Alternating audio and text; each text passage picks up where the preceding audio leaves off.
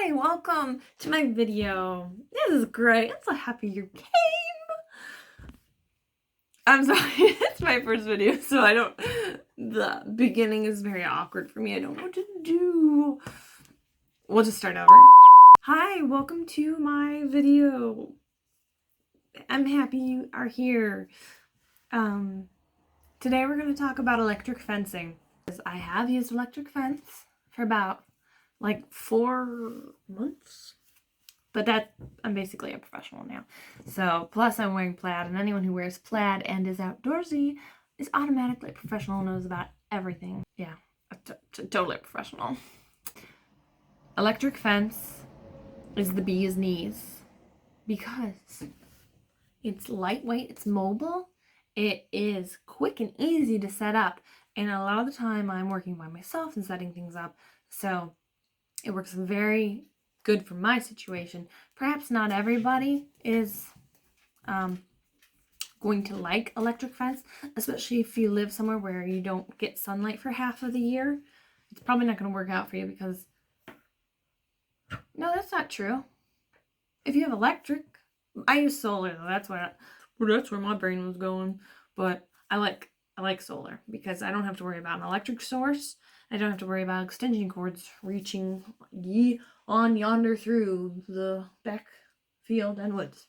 So I'm going to go ahead and show you in these next videos what I've done and what I'm currently working on.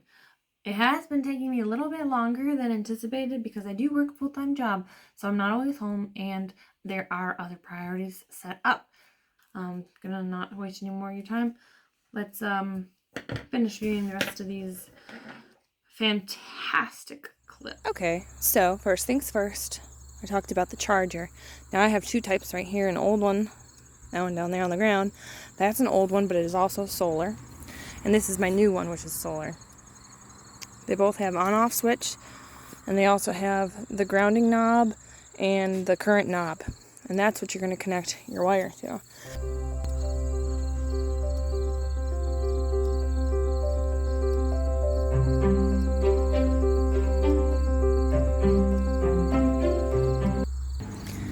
So I have my wires, like I said, I have those connected. And the ground one goes here, and it goes into my grounding rod right here. I believe recommendations are 2 to 3 grounding rods. I only have one here. It is a 5-foot rod, and it's about 3.5 feet in the ground. And then I have the grounding clamp, and as you can see right there, it connects into here, and then you screw it so that it's nice and tight, and then you put the clamp on the rod. So then my second wire on this side, that's the one that sends the actual electric shock to my fence. And this is just a small fence, but I keep that wire nice and long because I do move it around. So that connects to this, which is a splicer, and those connect your two ends. So I have 4 set up: baby goat nose height, young goat nose height, adult. Blech. Okay, I'd say that's probably about 8 inches off the ground, and then the next one's about 8 inches from that, and then about a foot. And then I have one up on the very top. And the purpose for that is to keep deer out and to discourage jumping. My goats don't even get near the fence, actually.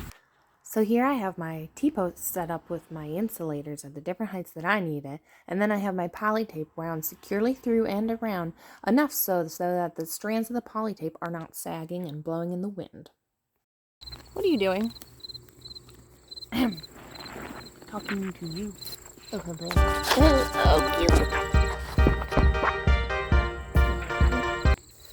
So once you have everything set up, all you have to do is turn on the charger. So once you've turned on your charger, go ahead and pick yourself a blade of grass and lay it flat on the poly tape. You should feel the charge going through the grass. It doesn't hurt, but if you're not feeling something, you might want to double check your work or just go ahead and grab the poly tape.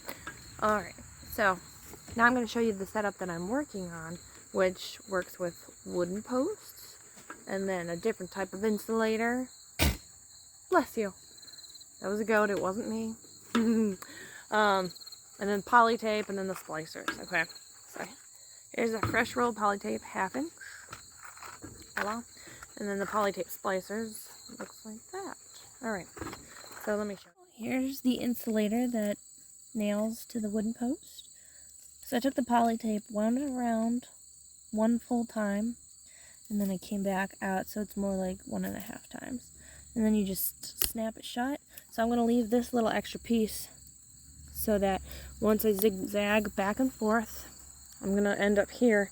And then I'm going to take my extra poly tape, run it all the way back down, and then splice it to this. And then from here is where my wire is going to attach to my charger. Bringing this interruption to you because there's a llama that is sunning herself. Shh. TCB.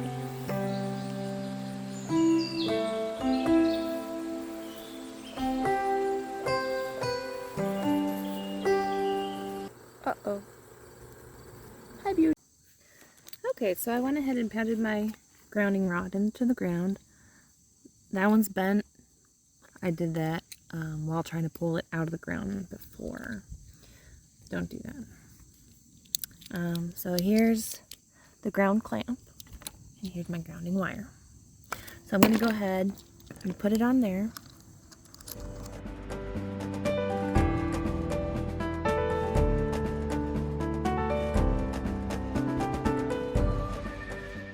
So then, go ahead and I slide it right in there.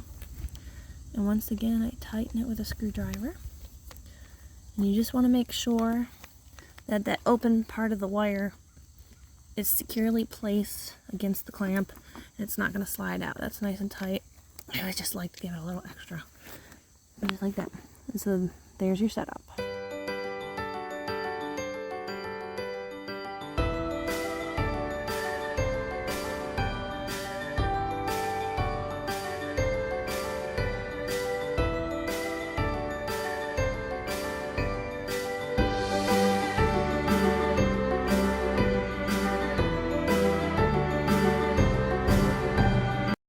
So here you can see that I took the insulated wire that I connected to the charger and I wound it around my splicer, and this is how it's gonna be charged. It's not the prettiest job, but everything's connected securely, and that's what I got. So now we get to test it. And now I give you the finished product. I warn you, it's not the most beautiful thing. There she is. Turned on. Okay, so I've got a goat in the way. Move. Right. First grounding rod right there. The second wire goes about 10 feet away or so over there, right there. And then the power source goes across and hooks into it right there. And now I've got work to do. All right, that's it. All right, you're gonna need some sort of, ow! I forgot that was, oh, I forgot that was charged. Hold on, I'm gonna shut that off. Hopefully you learned something, or at least enjoyed the video while you watched it. I am not a professional. This is just stuff that I have learned to do on my own and by doing my own research. I really enjoy taking care of my animals, building and creating things. When I'm not working, I'm always up to something. So I'm going to start recording my projects, and hopefully I can make them so that other people can learn as well. Hopefully you'll tune back in and see what else I have been up to. And if you're a Christian, I want to encourage you, if you want to be effective, just like an electric fence, you need to be grounded. You need to be grounded in the Word and in God. All right. Take care and have a good week.